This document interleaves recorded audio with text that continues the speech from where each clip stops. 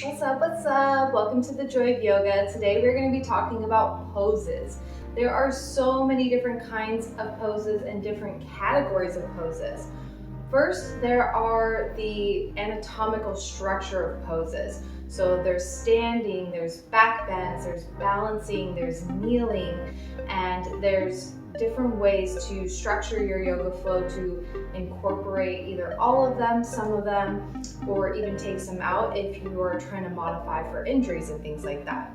Then there's also categories like the energetic effect of the pose. So there are some very invigorating poses, energizing, like back bends and twists are very energizing, and then the way you practice those poses, so practicing more swiftly, kind of like in a vinyasa manner, that will help to stimulate your energy, help to get your fires going and make you feel more awake and energized. Then the reverse of that is the more grounding poses.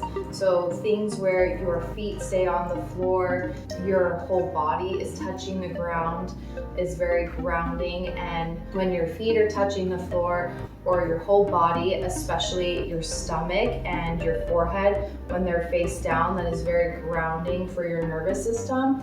And any way I can like touch my feet, the bottom of my feet with my hands and kind of squeeze, I find that to be really calming for my nervous system.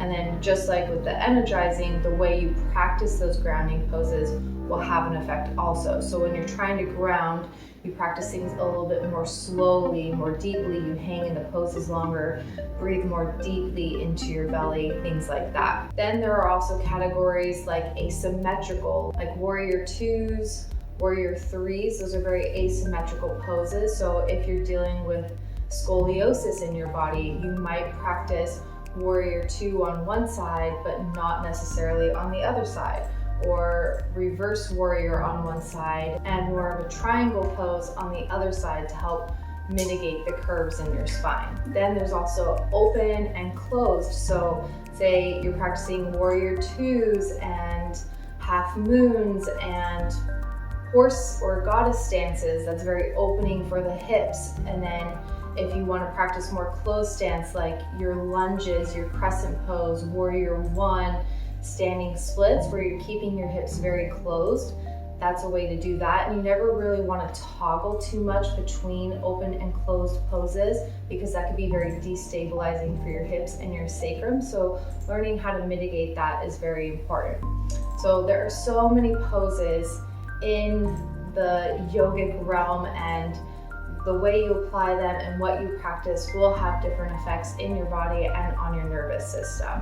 So I think it's really important to discover what all of those things do and practice them in your own body so you can really feel it and understand those effects. So when you go to teach or just apply those poses to yourself, you know what will be beneficial for you at that time. So what are your favorite poses to practice and why? Also, let me know if you have any questions in the comment section below. I hope you have a beautiful day. Namaste.